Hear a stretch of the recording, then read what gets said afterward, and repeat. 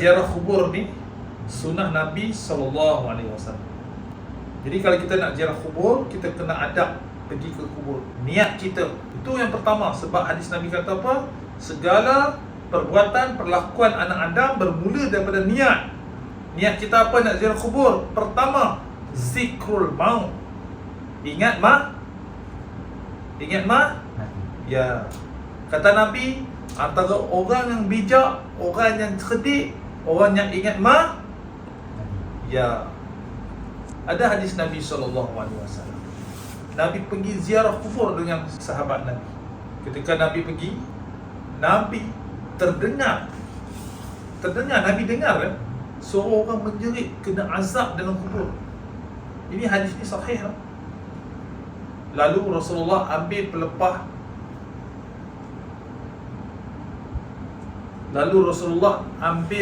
pelepah, tamar yang masih hijau. Lalu Rasulullah letakkan dia atas kubur. Sahabat ni tanya, "Wahai Rasulullah, apa yang dikau lakukan ini?" Sebab dia tak pernah nampak Nabi buat. Lalu Nabi kata, "Aku terdengar dia ni kena azab.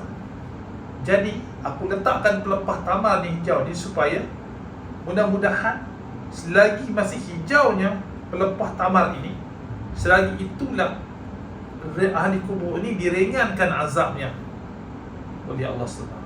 Sebab apa? Sebab pelepah tamar tu mendoakan, berzikir kepada Allah. Dengan rahmat Allah dia berzikir tu. Faham? Kan setiap tumbuhan, setiap alam ni, dalil Quran cakap apa? Dalam Quran cakap apa? Setiap sesuatu di alam ni ingat Allah, sebut Allah. Cuma kita tak faham bahasa dia. Faham? Kita tak boleh faham bahasa pokok, bahasa tumbuhan, bahasa haiwan berzikir kepada Allah. Sebab apa dia kena azab? Sebab dia tidak menjaga kebersihan dia. Sebab tu dia buang air kecil. Air kecilnya itu kena pakaian dia, dan dia ambil wuduk, dan dia solat. Mana kata dia solat dan dia berwuduk dalam keadaan dia berhadas. Faham? Itu. Jadi kita kena jaga tu air kencing kita. Walaupun dia hadas kecil, tetapi kalau kena seluar, kalau kita tak suci dia dengan betul-betul, kita ambil wuduk tak sah, solat tak sah, boleh menyebabkan kita diazab dalam kubur. Wa na'udzubillah. Jadi adab kita pergi ke kubur, niat kita kena jaga ini, niat mati. Dan yang kedua, kita pergi ke kubur, bila kita sampai ke kubur, kita bagi salam kepada ahli kubur. Sebab apa? Sebab ahli kubur ni, bila kita bagi salam, dia akan jawab salam kita, menunjukkan dia dengar apa yang kita cakap atas kubur. Tak boleh cakap yang bukan-bukan sebarang-sebarang. Faham? Cakap hal dunia, cakap hal politik atas kubur, tak sesuai.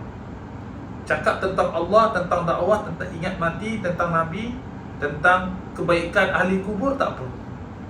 Sebab apa? Dalilnya apa? Sebab ada hadis Nabi, anak Adam kalau pergi kubur, dia balik, ahli kubur tu akan dengar bunyi tapak kaki kita. Sehingga 7 langkah kita meninggalkan tanah perkuburan, dia dengar derapan tapak kaki.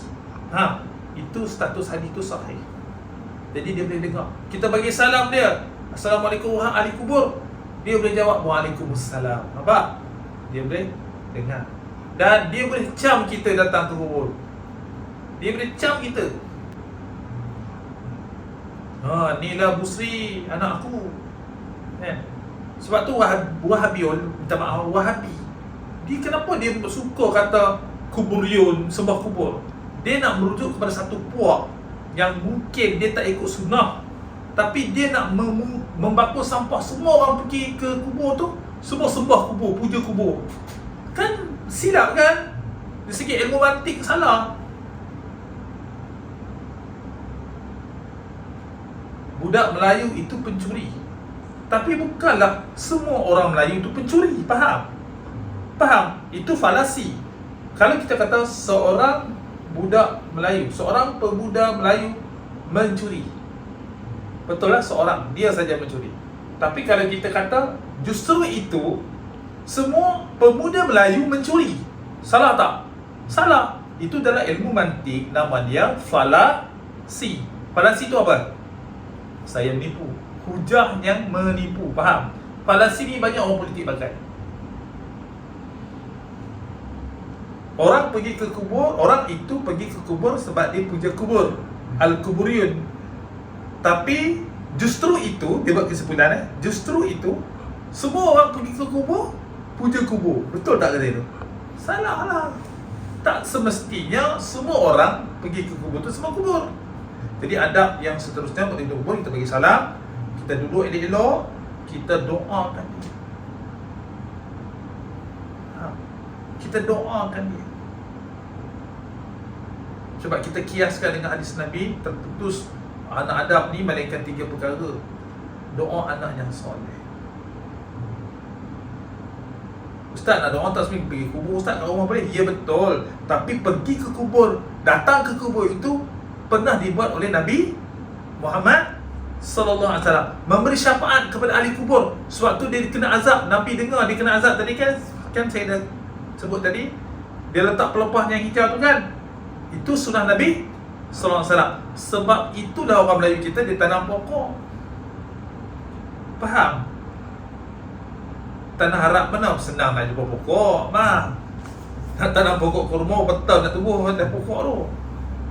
Tak pernah orang tanam pokok kurma atas kubur.